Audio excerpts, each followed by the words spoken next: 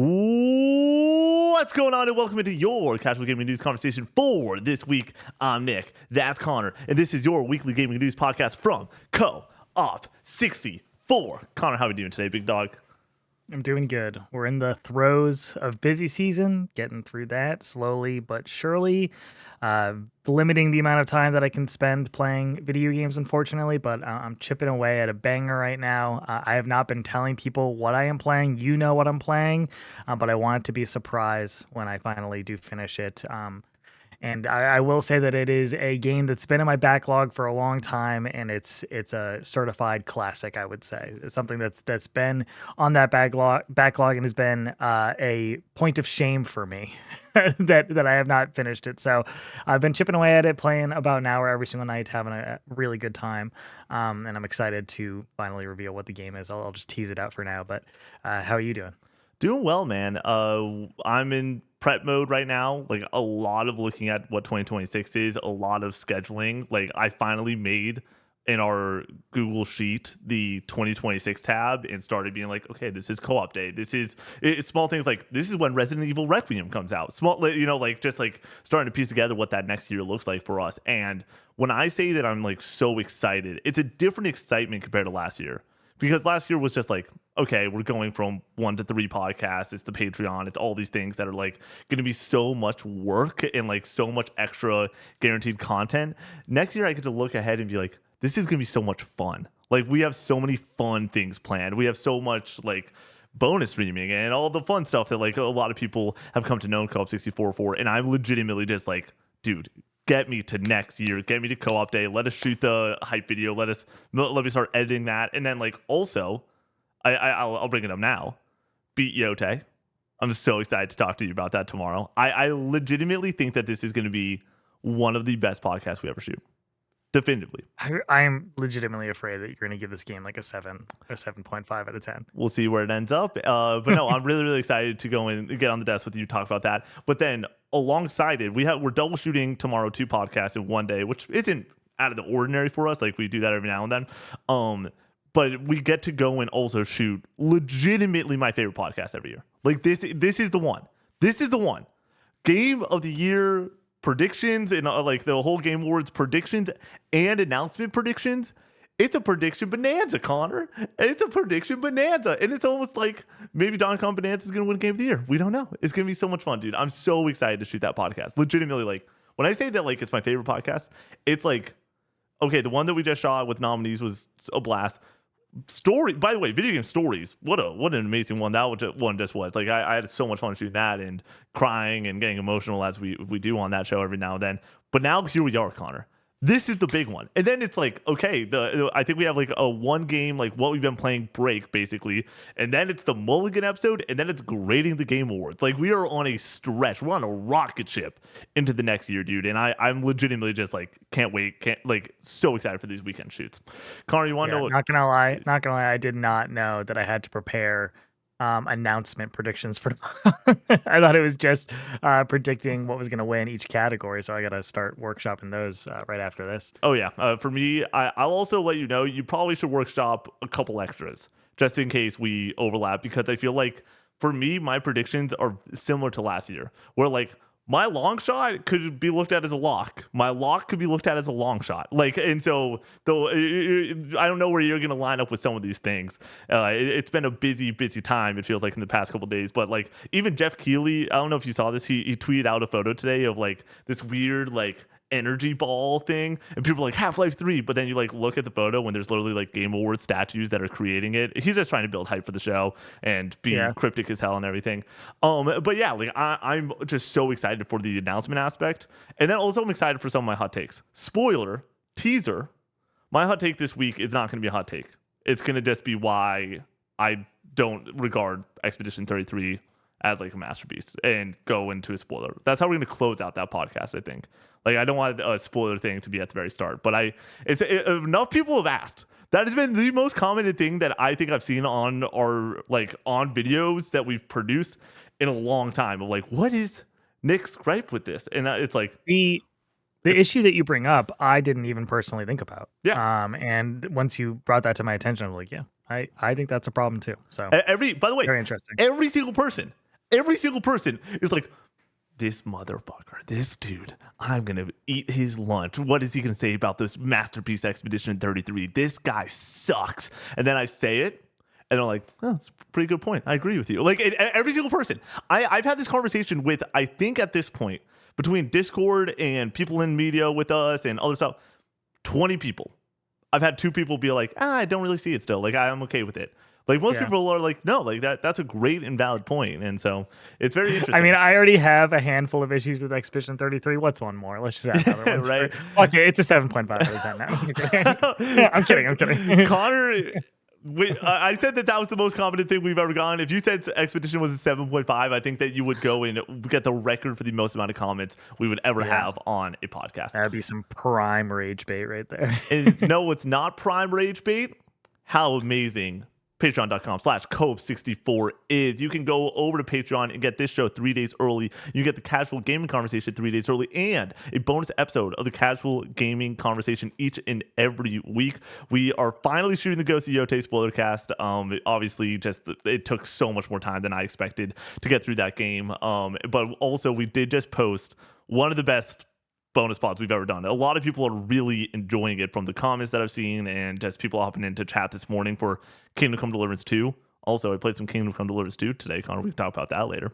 But yeah, it's been awesome to go and see the reception to that podcast. And it's us guessing every Game of the Year nominee for the past 11 Game Awards, which is the math is weird because Jeff last year was like it's the 10th anniversary, but it's really the 11th Game Awards. There's that whole thing, it became really confusing really fast.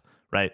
Anyways, that's not important. What is important, though, is the next tier up. You can go and get Recollect and Retro, Connor's Retro Collecting Show, 2 exclusive TikToks each and every other week, and the Co-op 64 podcast, which is our conversational podcast. And we just shot a very fun one that's going to post in a week's time, which is about, do we send it?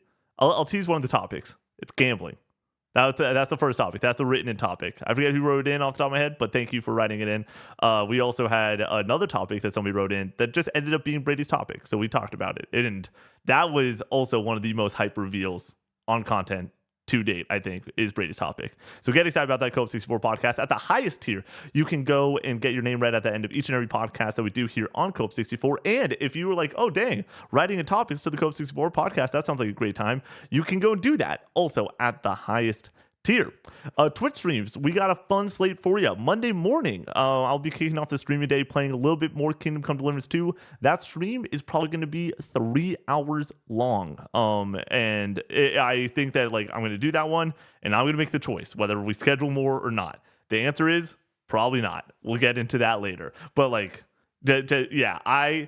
I'm bored. You don't like it? I'm bored. I'm just bored. Yeah. Watching I was like, this does not look fun to me. I get why people like it. I get it. It's just not something I'm personally The worst interested part in. was there was multiple moments, and shout out to Proto Dan who loves this game, and I understand why this game rules. I get it. I fully understand. Very immersive. Very immersive.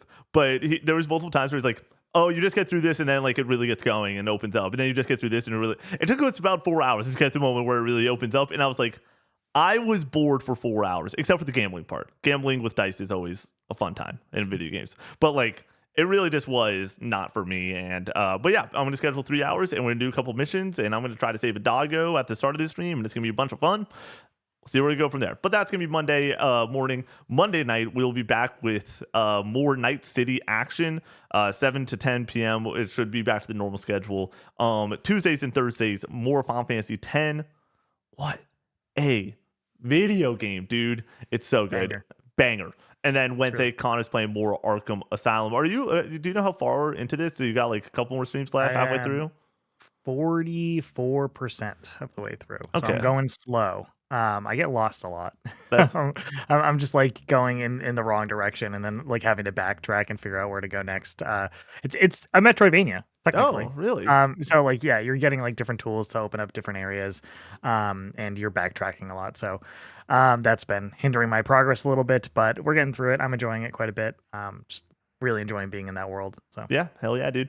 So that's the streaming side of things. I will say, I don't want to say when, but we do have to date everything stream planned. It is on Brady's and I's calendar. It is in December. and we're going to be working on some of those bonus streams. We're really trying to make sure that things get on calendars for the next 2 months leading into just everything when it comes to 2026 Co-op 64 content. I also want to toss out that officially, and I'm going to say it, but this will be part of my housekeeping, Connor. Doesn't need to be on CGC until the week of, right?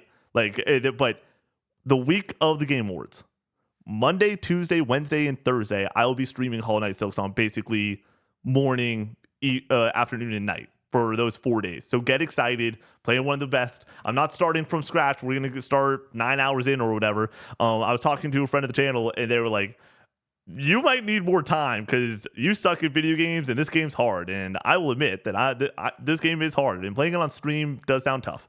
So It's not that hard. I really don't think it's that difficult. Connor, Like, Connor, it's something you're gonna have to like go through the process of learning the patterns and throwing yourself at these bosses, and I think that's a very rewarding process. But like, I think that's the joy of the game. I like the difficulty in Silksong quite a bit. But also, you said that Hollow Knight was that hard, and it was really hard for me, man. It was Hollow really Knight was difficult. easy, dude. Shut You're just up. not the best gamer at Co-op 64. It's just like a fact.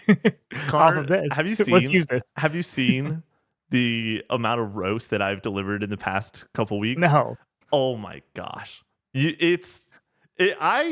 need I need you to know that I have built enough of a line of credit in the past year that you could shit talk me for 3 hours straight on a stream, and it would not equate to the amount that I've done. It would, like, I would accept it, open arms. Like, I'd be like, yeah, I deserve this. I've been a dick for 11 months at this point. Holy crap! It's November 21st. We're shooting this. Holy shit, man, the year's flown by. But November yeah, is fun. it's been a very fun time, though, streaming and talking shit and doing all that stuff. Also, very fun things are the community nights. If you are watching this on Patreon, community night is this Sunday when we're playing some Battlefield 6. If you're watching this on Monday, the next community night that we're doing is Halo. We're going to be playing some Halo in the Discord, having a great time in December, so get excited about that. I have the date somewhere planned. It's on a calendar. I don't have it in front of me, but on the next podcast, I'll put it in the housekeeping, and you will know which date we were playing some Halo. It's going to be a great time. Merch, co-op64store.com. Review us over on Apple Podcasts, and hop into the comment section if we mess something up during this episode, so we can set the record straight on the next episode of the Casual Gaming News Conversation. Headline: don't expect the Steam Machine price to follow a, quote, console pricing model, end quote, of $500. This is Wesley Yimpool at IGN. Quote, the Steam Machine is a game-focused PC designed to be more accessible than a standard desktop PC with a sleek cube-like design and Steam OS on board. We here at IGN have offered our thoughts on how much the Steam Machine will cost, suggesting it will probably be higher than people think. But chatter about the pricing has ramped up again after Linus Sebastian of Linus Tech Tips recalled a conversation he had about the subject with Valve itself ahead of the Steam Machine's reveal. On a recent episode of the WAN show, Linus recalled that he had expressed his disappointment to Valve that the Steam Machine wouldn't follow a console pricing model where it is subsidized by the manufacturer because it takes a 30% cut of sales made on the platform, as the likes of Sony, Microsoft, and Nintendo do with their consoles. Linus said he was asked by Valve what he meant by, quote, a console price, end quote, to which he responded $500. Quote, nobody said anything, but the energy of the room wasn't great, end quote, Linus continued. Here are the comments in full. Quote, so basically, it's a 7600 CPU and a 7600 GPU. This is not a super powerful machine. Valve is upfront saying that they are going to be relying on FSR in order to achieve 4K. And even then, man, like 8 gigs of VRAM, anyone else would be taking a ton of flack for shipping a gaming console today with 8 gigs of VRAM. End quote. Connor, we didn't get to chop it up about the Steam Machine last week. I had this conversation with Rogan. I'm curious to see where you are with this console, but I think that let's start with the pricing on this. Where are you at when it comes to your expectations of the price of the Steam Machine? Yeah, I'm fascinated about this thing. My biggest curiosity is who this is for, and if this thing costs $1,000, I think that limits the audience drastically. I thought at the initial reveal of this thing that if it was priced accordingly to compete with PlayStation and Nintendo in that $500 range, maybe a little bit more, maybe a little bit less, that it would be a major player in the console market. Like it would be in direct competition with the PS5. If it's $1,000, I think that there's still a lot of reasons to be interested in it, but I think that that heavily limits its ability to break out into the mainstream. I think you're looking at something that's going to be very similar to the Steam Deck, which is very popular when it comes to word of mouth. People who have the Steam Deck absolutely love it. You would think it's more popular sales wise than it is because of that, but it's only sold 4 to 5 million units. I think that you can expect that with the limited kind of segments of people that might be interested in this, that I think that you're looking at something similar when it comes to the overall sales of the Steam machine if it does cost $1,000. Those segments are like people who have a Steam Deck, don't have a PC yet, don't want to utilize the dock because there's some caveats when it comes to utilizing the dock. You're not getting that higher performance, and there's some other issues that I've heard about utilizing the dock to play on a screen or whatever, and they want to be able to access that Steam library that they've built up over the last few years by utilizing the Steam Deck, and they want to be able to play it on their desktop screen or whatever, or they want to play in the living room. There's also people who already have a PS5 and want to dabble in the PC space, but don't want to have to build a PC, want something a little bit more affordable, don't want to spend the $1,500 to get like a beefy rig or anything. So they're willing to deal with the potential caveats that come along with the Steam machine to have it in their living room, just plug and play, ready to go. It's similar to what they're used to, or at least more similar to what they're used to. They want to get it on the Steam sales. They want that ease of use. This is for them potentially. I think those are two smaller audiences though. Like that's not a massive audience. There's also people who are, like have a PC already, I guess, and just want to be able to play in the living room and don't want to have this like really big unit like of a PC in their living room. They want this small little box and they want to be able to just plug it in, go play their Steam games over there. So, with all this in mind, I think that this is a player in the space, but not a major one. And if it's $1,000 or more, I think there's just so many caveats that come along with this thing that make it a little bit less enticing and beg the question like why not just build a PC? And is playing on your couch really that worth it to you? Like, I think that there are people who are like, I can't get over that. Like, I don't want to play at my desk. I want something that just has this ease of use. So I'm gonna get this thing. But like, then you start thinking about it and you're like, okay, you spend a little bit more and get like an entry level PC that you can then customize and upgrade in the future. If you end up getting a little bit more cash on hand and you want to get a better graphics card, it's like great, you can do that in this thing. For the Steam machine, it's like you're just locked in to this, and it's already like behind pace with a lot of like the modern tech. Like this is on par with a little bit less than on par with a PS5 apparently. Like that's not great. And when the PS6 comes out, like you're telling me for half the price potentially, I can get a PS6 with better specs and PlayStation first party games on day one. Like, why not just you get that instead of this? Are Steam sales really that worth it to you? Like, and some PC exclusives, maybe. Like, I think that there are some people like that that are gonna look at those as enticing reasons to pick this thing up. But there's just so many different kind of angles to go at with this thing. I want it to succeed. I think that it is going to succeed at a certain extent, no matter what. And I imagine that Valve is going into this with some expectations that it's gonna kind of deliver alongside what the Steam Deck has done. I just at first blush thought that they were kind of potentially punching above their weight and going after the big boys like Nintendo and PlayStation with this thing. And I think that at $1,000, that's just not the case. Yeah, I'm also with you when you've been tossing out $1,000. I think the difference between 800 and 1,200 and 1,000 aren't that different. It's more Yeah. it's more than a console. Like it is well above what you expect for grandpa to go in and buy little Timmy a major Christmas present of picking them up the Switch 2 or the PlayStation 5, right? It's whoa, like that is a beefier major thing that is well beyond what I personally expect to get from a PlayStation or a Nintendo experience when it comes to a price tag. As somebody that also looks at, like, 3 years ago, would I be in the market for one of these? Hell no, if it was more than $500, $600 when we're talking about college students. Like, it's way more difficult to hop into this. And I think that that's a major market share of people that are gaming where they don't have a PC.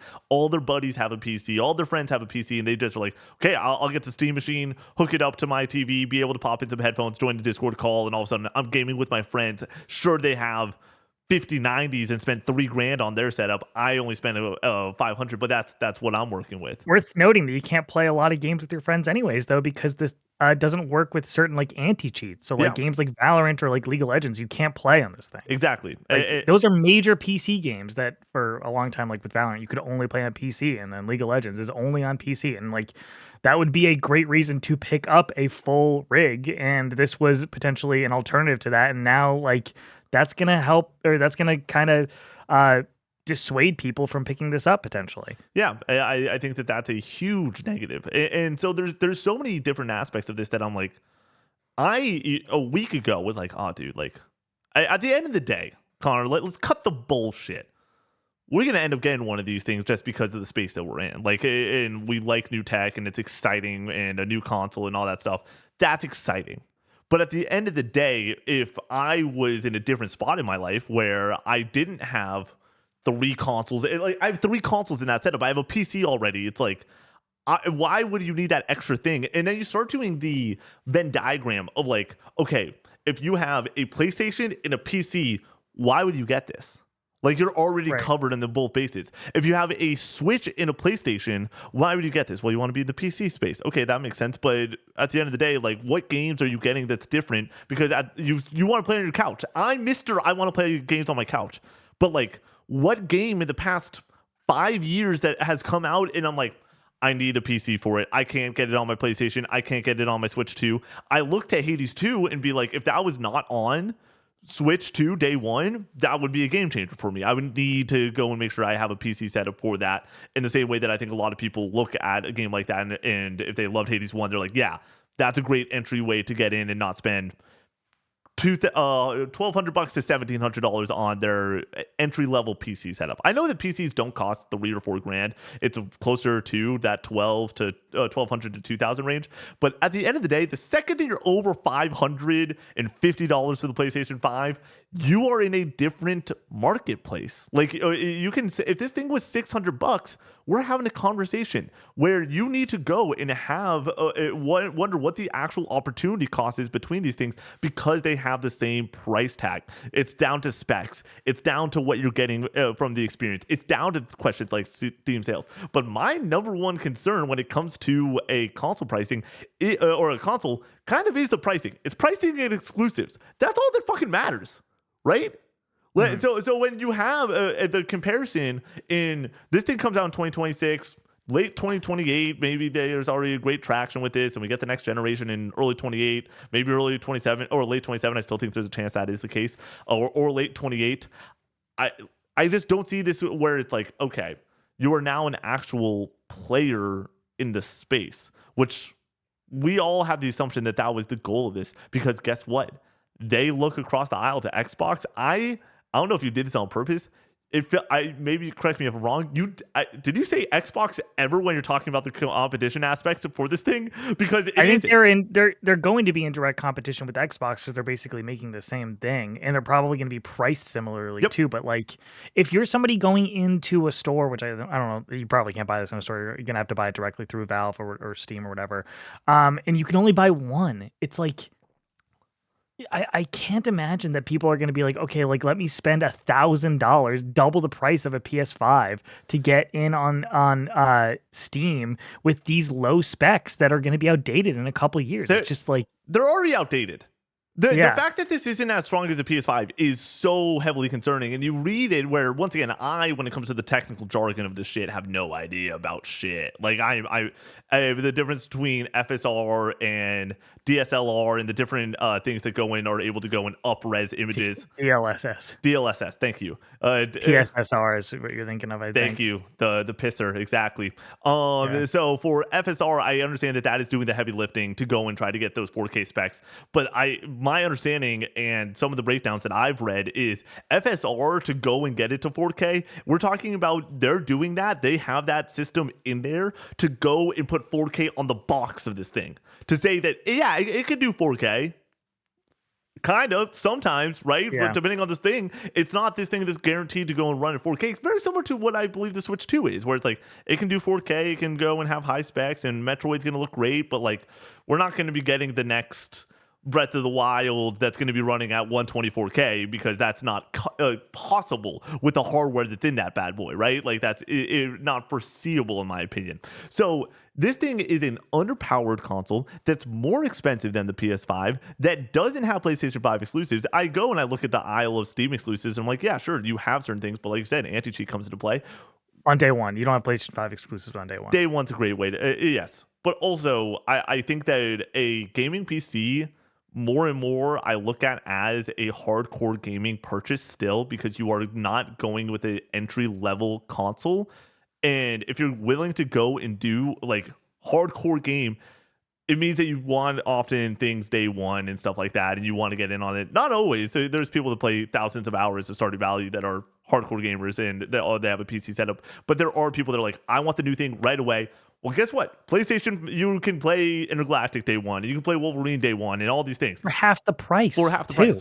But so what are we doing is the question, and it's an ecosystem play. This is I went and you have to already be in on Steam and in on PC to be like, okay, I'll spend $1,000 to have the ease of use to have this in my living room. Yeah, but like then what if you already have a PS5 and you can play a lot of these games already for half the price on your couch anyway? So it's like, I don't know, man. Like, I feel like it's a really tough sell with a lot of caveats. Like, if this, then that. Like, I think there's a lot of those situations for the Steam machine. And the way I talked to Rogan about it, shout out to Rogan for being on the last episode and everything, was death by 1,000 cuts. If you have enough of those small use cases where it makes sense for you, you're going to go pick it up in the same way that you do with the Steam Deck.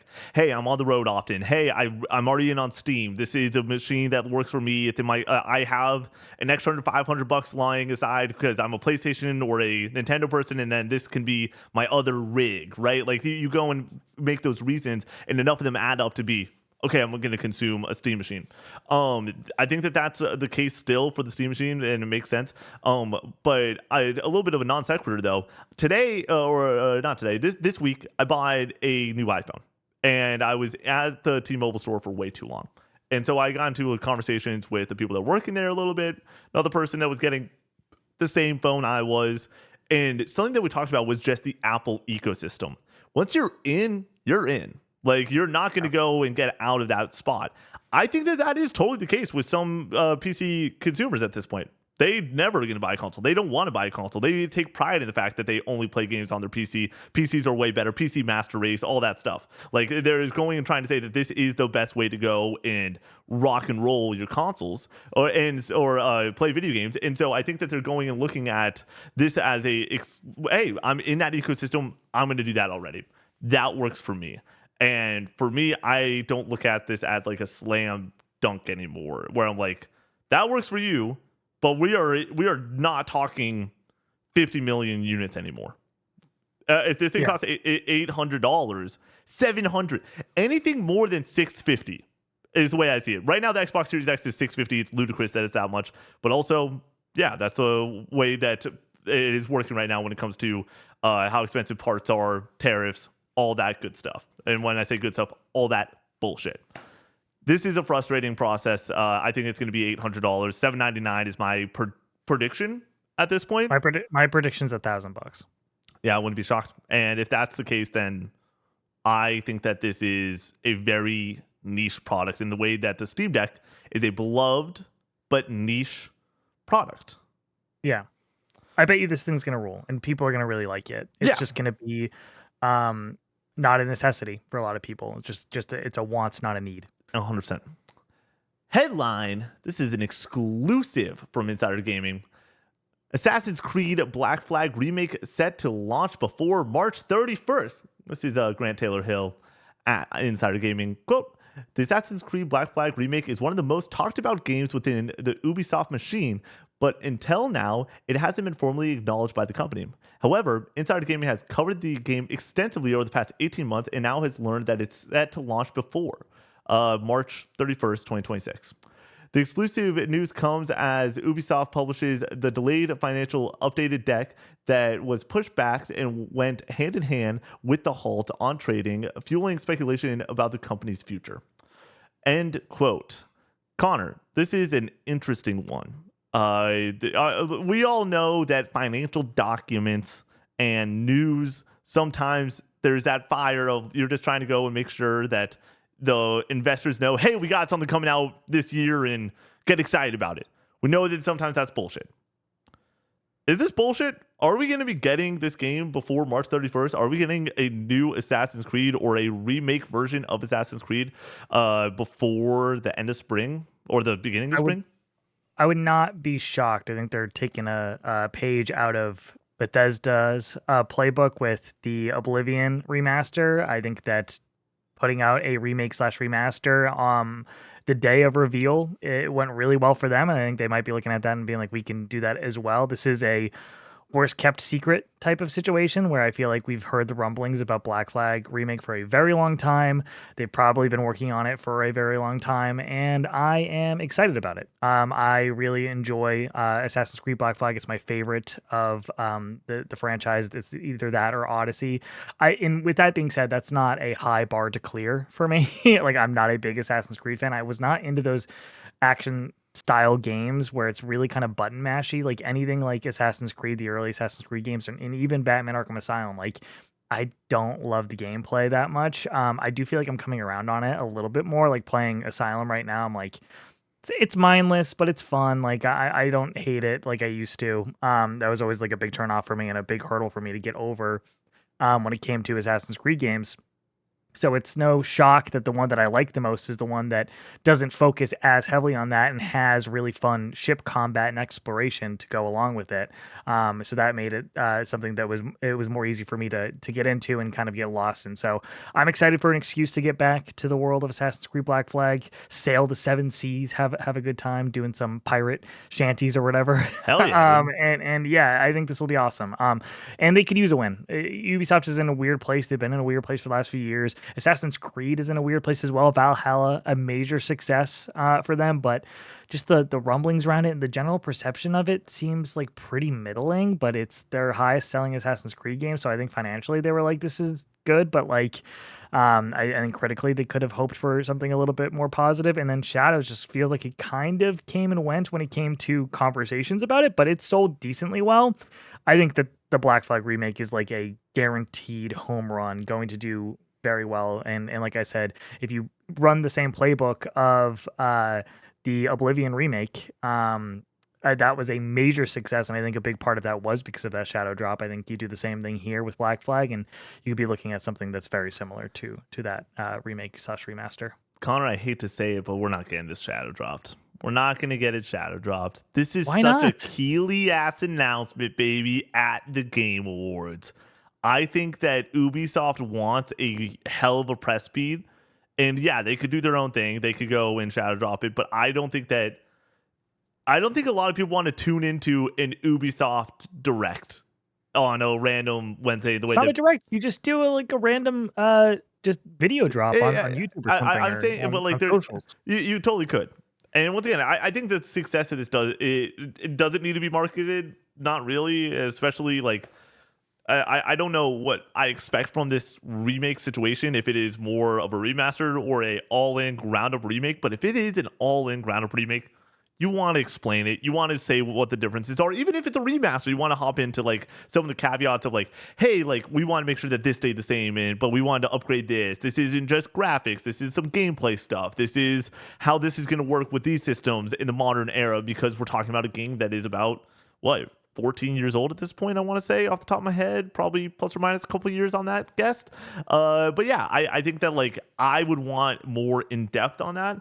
And I think that it would be a great way to go and you finish up a trailer, best narrative, and then it fades to dark. You get the trailer and you get the opportunity to have somebody follow up on stage in front of 110 million plus people and say, this is what Assassin's Creed Black Flag is. This is what the remake is going to be. This is what we expect from our audience.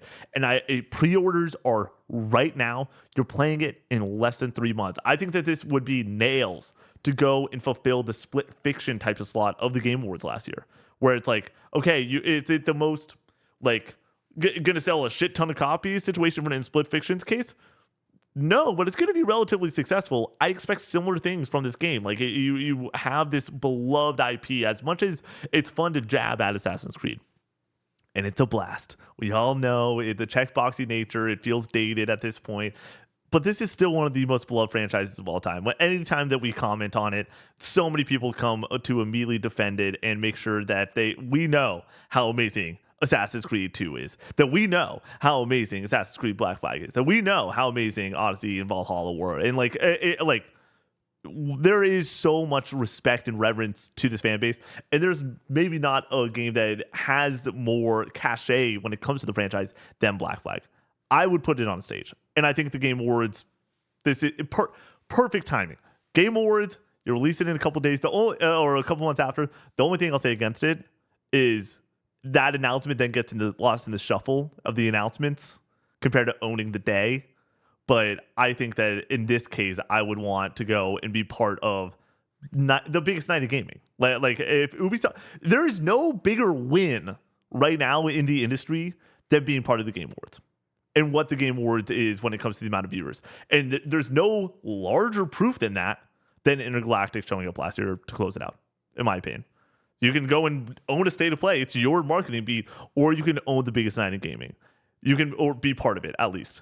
And do you think that Intergalactic was worried about the fact that it had to go against The Witcher 4 and Elden Ring Night Reign and everything else that they probably knew was going to be at the show, right? Like I don't think that they were naive to the fact that they were going to be going up against Titans when it comes to the headlines that were going to be out there on the press.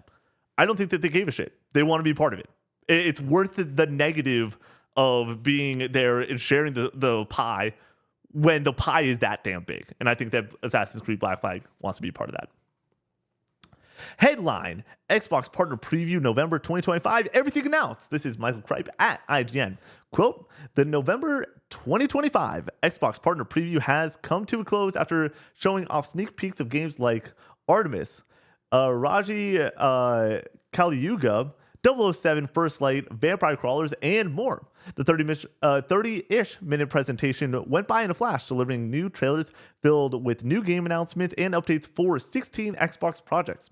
Although many of the titles shown will also come to other platforms such as PlayStation 5 and Nintendo Switch 2, it was a show that put a spotlight on the number of new Xbox Game Pass games too.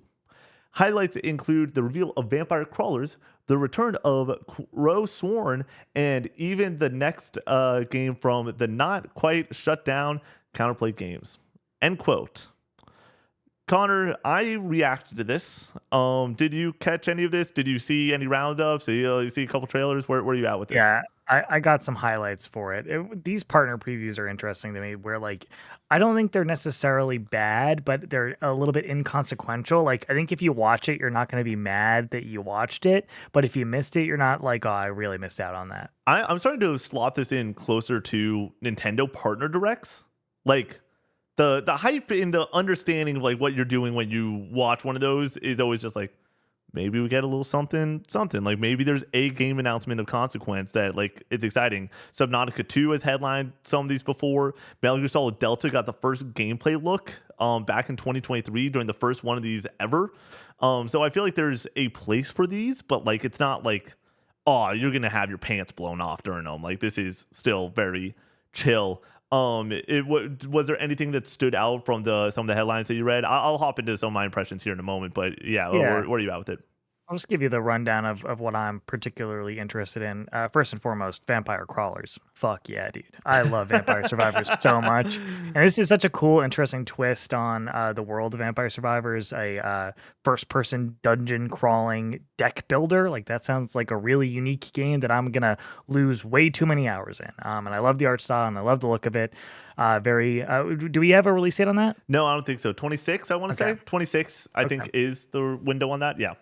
Well, can't come soon enough. It's got me itching to go back to Vampire Survivors potentially and get re-addicted to that because that game is just fantastic. Highly recommend it if you have not played it. I think it is. I think it's kind of underrated at this point. I feel like people don't talk about Vampire Survivors that much, like alongside the likes of the best when it comes to indie games. And I Yeah. think it's up there with the likes of. I mean, maybe not Celeste. Celeste is a 10 out of 10, but like Hollow Knight and Cuphead and Vampire Survivors. Like those are all in the same conversation for me. Um, Reanimal got that trailer, but that was leaked beforehand. Yeah. The studio that made Little Nightmares, they split off after the second one and started making this game. Little Nightmares 3, obviously not super well received, made by Supermassive Games.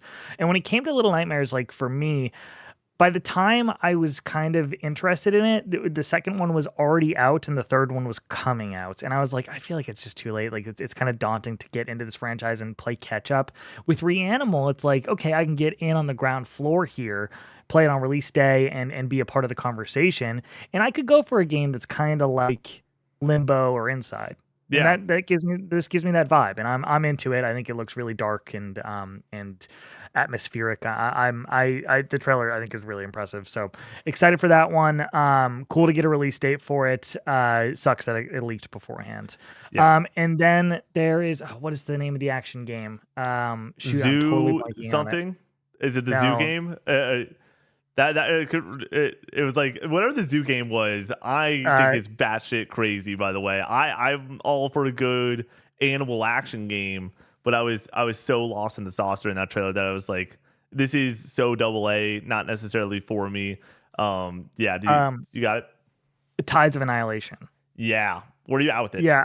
Well, where was that shown initially? Was that shown at a State of PlayStation play. showcase? Yep, state of Okay, play. yeah, all right. I think it looks really great. And I think it gives me Lost Soul Aside vibes though, where like I think on paper it looks like a game I'm gonna be really interested in, but I am cautiously optimistic about this game. Like I'm not gonna like put all my eggs in that basket and get disappointed, but I'm gonna keep a close eye on it. I thought that the production value looks really high and the gameplay looks flashy and fun. So excited for that one. Excited it was cool to get another look at it. I'm gonna keep an eye on it, but I'm not gonna be like this is gonna be one of my most anticipated games because I've been burned by that way too many times with Lost Soul. The Oh, Lost Soul, the Callisto Protocol, like studios that like don't have this like great or this like long history, this track record, making a game that looks like it is from a studio that has been making games for a long time.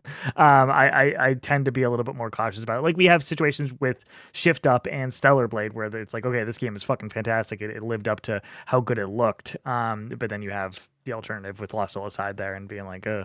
this looked really great. It just then didn't deliver the goods. So I don't know where this is gonna fall, but I'm interested in that game. But it sounds like they had a pretty solid showing, and if those are the highlights for me, I think that if I were to watch this thing and walk away with those three interesting games, I would have been satiated for sure. Yeah, I think that it was a rock solid showing. I didn't like think that this was like a slam dunk. Everyone loses their mind at all. Zoo Punk, by the way, was the name of the game that I thought was like, what the hell even is this I thing? wanted to say that, but it sounded wrong in my head. Yeah, I mean the games looks ridiculous, very double A. I'm very curious to see how that one just comes together in general. I want to Yeah, hop to Tides of Annihilation real quick, where it's just like I think that there's something a little uncanny about it. Like I don't like the way that right. some of the framing is. I think that's a little bit too biting off a little bit too much and it can't chew it. Like it's too much. I think that they're going for the spectacle fights that we see in something like Final Fantasy 16, and it's not done in a smooth process in the way that we get in Final Fantasy 16. It was really funny. I was thinking about this literally before Wednesday or Tuesday before this, and I was like, well, you know how like people after Breath of the Wild, we saw like Breath of the Wild likes. I was wondering when we would get Final Fantasy 16 icon fight likes. Like, where are we gonna get action games that try to go and replicate how amazing those fights are? Because I think that they are the standard in the industry, and I think that this is a team stepping up to the plate and trying to go and do something similar to what we got in FF16. With that being said, I'm not in. I think that somebody's gonna have to have some serious heart to go and draft it on Fantasy Critic next year, with it especially still not having a release date. Oh, I'm not Um, touching that. yeah, not a No chance. chance. But I wouldn't touch it even if it had a 26. Like it just wouldn't be for Me me. neither. It'd be off my board. And so yeah, I don't have the faith in it. When it comes to something like Vampire Crawlers, is it for me? Probably not. Does it look dope? Did the chat pop off? Was it exciting? Yeah. Video games are cool, and not every You've video game not needs to be. played Vampire Survivors, No. right? And You so should pick it up. yeah, video games are cool, but they're not not everyone needs to be for me. Shout out to Kingdom Come Deliverance 2. By the way, it was funny. I'm playing this game this morning, Connor, and around 3 hours in I go, "Man, oh man, am I so excited that Connor did not try this out." Cuz you are so right. You know yourself too Yeah. well, man. You know yourself way too well. Um and then when it comes to, did you see the 007 bit that happened during No. this? Holy shit, Connor. So they headlined this thing being like Reanimal, 007, Tides of Annihilation. And I go, that's a great show. Like, no matter what, like, that's going to be, I'm curious to see more of all three of those games. Rock and roll. It gets to 007.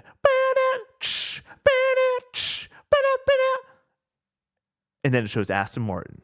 And it shows this sick ass car. And you're like, oh, dude, cool. And they're like, yeah, Aston Martin partnering with 007. And it was like a 30-second trailer, and then it just ended. And that was all the news that we got. And I, as somebody that has 007 in their top 5 easily for most anticipated next year, maybe top 3, like, I am so excited about this game. And boy, oh boy, does it not just shit the bed in that moment. Like, the thing that I was like, before it, I'm like, this game needs to show it's improving on frame rate and like how like polished it is. We're talking about getting another look on this game a few months after the initial all-in state of play that we got. Like, this is awesome. This makes sense.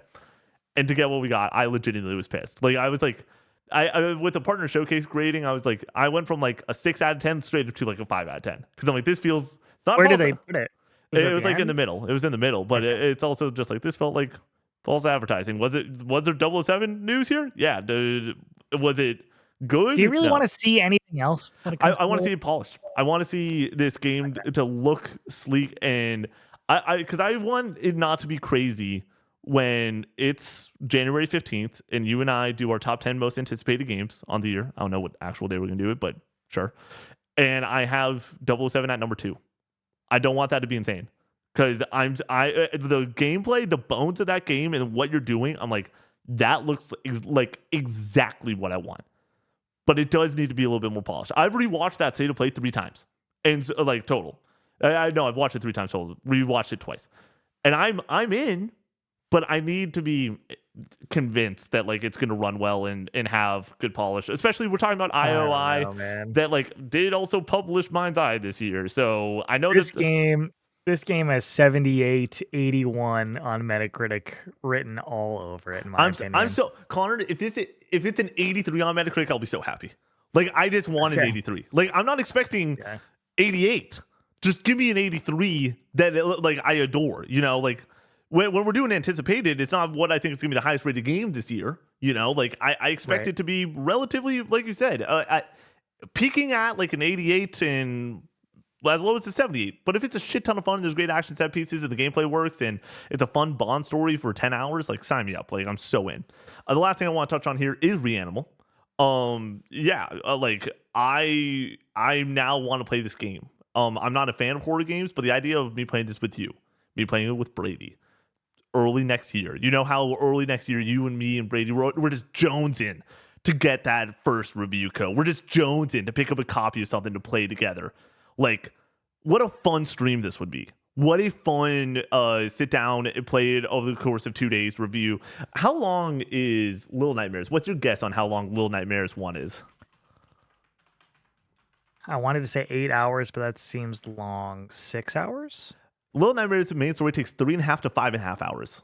So Okay. yeah, I think that if we're talking like a cool 6 hours, I think, you know, this is a team that they've been around the block enough times that maybe the game's a little bit longer. 6 to 7 hours. Sorry. Like, I think that there's a chance that they can deliver a great experience for you and me, you and Brady, me and Brady. Like, it looks cool. Getting a date on it, I think that it's going to eat Little Nightmares 3's lunch when it comes to how exciting this is going to be for this team. So yeah, I'm in on it. Headline: Battlefield 6 just had the best month of sales in the US of any game in the last 3 years. This is Rebecca Valentine at IGN. Quote, October was an incredible debut month for Battlefield 6. It's officially the best-selling title in the franchise history in the US and the best-selling game in the US as of last month. This comes from Circana's monthly report, which states that Battlefield 6 is the best-selling game of 2025 on both Xbox and PC, and the second best-selling on PlayStation so far, behind NBA 2K26. It also says Battlefield produced the highest single-month tracked full game dollar sales total of any video game in 3 years. That means it sold more than the last few Call of Duty games did in their debut month, with Call of Duty Modern Warfare 2 in October 22 being the most recent game to beat it. Is this troubling news for Call of Duty Black Ops 7 when the November report comes out? We will see. End quote. What do you... Battlefield 6 is cool, and then we move to the next story. Like, where do you want to go with this? It's an interesting. They called me crazy for saying that Battlefield 6 had a chance to outsell Call of Duty this year, and I still don't think it's a guarantee, even with Black Ops 7 being mid as hell apparently. But this is promising. I think it's really cool that this series is finally going to potentially punch back at Call of Duty and make them make changes potentially. And I think that's awesome. I'm glad that a quality game that people seem to really be enjoying is selling well and hopefully supported well because of that. So, yeah, hell yeah. I'm stoked on this one. This is fun. Good news. Like for the industry, competition breeds excellence. So I'm all about it. I'm excited to play some more Battlefield 6 with you. I like that this is probably our last hurrah of like hopping into Battlefield this year is during community night this weekend, where I'm like, yeah, somebody asked me, they were like, what's your multiplayer game that you're into right now? I'm like, nothing. Like I just finished Yote. I have KCD 2 that I'm going to be working through, but I think that's going to be put down probably on Monday.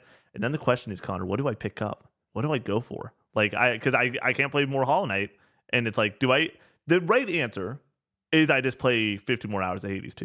I'm not even joking. Like that is something that I actually legitimately want to do. I want Kirby Air Riders, dude. Jump in. True, but also I want to bring it up. Not Battlefield 6. Call of Duty Black Ops 7. Apparently the multiplayer is good. Apparently the multiplayer is fine. I've heard it's good from people who like are going to buy Call of Duty every single year, and they're like, I like the changes they made, like your nade shots and whoever, like I can't think of another. That's exactly what I was. Hey, like they seem to like it, but I don't think the casual audience likes it very much. It's on Game Pass.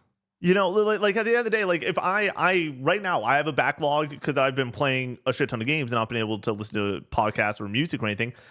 You've sent me like 2 albums to go and listen to in the past couple of weeks. I have a couple min-max podcasts I want to get back to. Like I need something to put on some headphones and fuck around in for 10 hours, right? And wouldn't your time be better served playing like a gamer, a banger in your backlog? Well, once again, but I want the podcast more than I want the actual good game experience. I just came off of Yote. Yote, I don't know. But yeah, no, I could go and play like the Outer Wilds is been on my PlayStation. Right. Oh, I mean, that's the other thing. Will be doing this more. Tekken 3, dude. I download Tekken 3. Nice. Yeah, banger, dude. Just the music. You play online? No, I don't think so. It's just on the premium. I don't need online. I'm just because then again I would get my cheeks clapped if we were playing online. Yeah. Like it would not be fun. But I'm just having a great time. Kingdom Come Deliverance 2. I checked to make sure that it downloaded. It downloaded. I pressed it. Good. This morning there was an update for like 30 minutes. I was pissed, but then I got to play more Tekken 3, and I was like, the Tekken 3 part of the stream today. Favorite part of the stream today by a country mile. Way more. Actually, the people are not gonna like that, dude. I mean, I'm giving it a shot. You asked me to give it a shot. I'm gonna give it a shot. Do I want to stream on Monday? Do I want to wake up at 8 a.m. to stream on Monday? No, but I'm gonna do it because this game's getting nominated for Game of the Year, and I need to be able to talk about it. So like, and is the quality there? Sure, 100%. But yeah, not every game is made for everybody. Totally, and that's okay. Yeah, Connor, but also. You know what I like to do. You know that I like to be able to say that at least I'm able to discuss it. Rogan was in our chat earlier, and I was like talking about the fact that there's so many people that just are going to be arguing and having bad faith arguments because they played one game of the year nominee, and they're not saying I want my game to win, but they're just dunking on other games.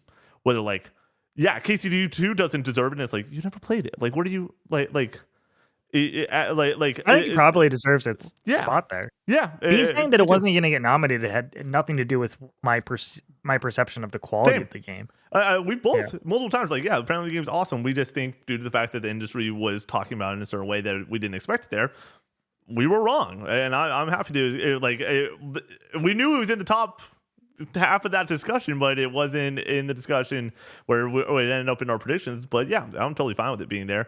I now am like, okay, this isn't for me. But then again, like games like Skyrim aren't for me. Well, RPGs aren't for me. I'm learning that like Bethesda RPGs are not my shit. And just in general, RPGs normally aren't my shit. Even looking back to Avowed and The Outer Worlds 2, I'm like, these are high quality games. I'm going to review them in the sense that I see the quality that's here. But like, would I rather be playing more Hades 2? Yeah. Like, would I rather be playing a shooter or just like other types of genres? Yeah. Like, there's more genres that are more down my alley and having a Would good you time. rather would you rather play Avowed or KCD2? Avowed has fun combat. Like Avowed has super fun combat. The That's combat. that's gonna ruffle some feathers, dude. You didn't ask me what I think the better, higher quality video game is. You Yeah, asked me what I would rather pick up and play. And like when we were reviewing Avowed, I brought up the fact that I'm like, yeah, like let me hop into Avowed for a couple hours because it dude. still sounds like a great time. Could I tell you jack that happens in that story? No, not a I chance. can tell you stuff that happened. Yeah, I'm happy for you, man. The Yeah. story did not resonate with me enough where I fully understand it, but the The combat's story still a was great time. good. Characters were good. The combat was fun. The There's world was Kai, fun to right? Kai explore. was a character in that Yeah, game. and Yachtley. Sick. Yeah, no, I it just isn't necessarily for me, and that's not a bad thing. But yeah, I want to play some BO7. It's the long of the short, or maybe it is Battlefield 6. Maybe it is. I hop into Battlefield 6 for a little bit. I feel like I'm late to the train on Arc Raiders. I don't really have an interest in it, anyways, and so it's just like that's not going to be for me. I know some people want us to play it still, but it's like I feel like we missed the boat on that, and now I'm looking Right. at 2026 Right. stuff. So yeah, I put my foot down on Arc Raiders because of the AI yeah. stuff. All right, you ready for the final story? Yep. Headline: Nintendo issues first official The Legend of Zelda movie posters showing Link and Zelda in costume. This is Tom Phillips over at IGN. Quote, Nintendo has just released the first set photos showing its Legend of Zelda live action movie stars in action.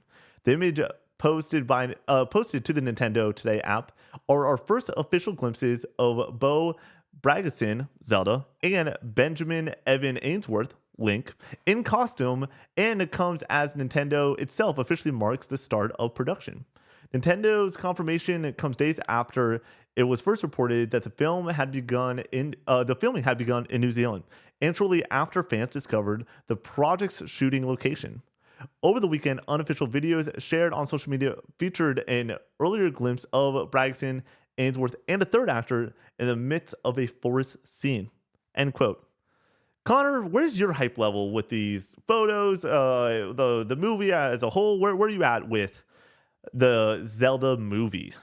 Going into this, my hype level was on the floor. I do not want a live action Legend of Zelda movie. I thought if they were going to do this, they should do it animated.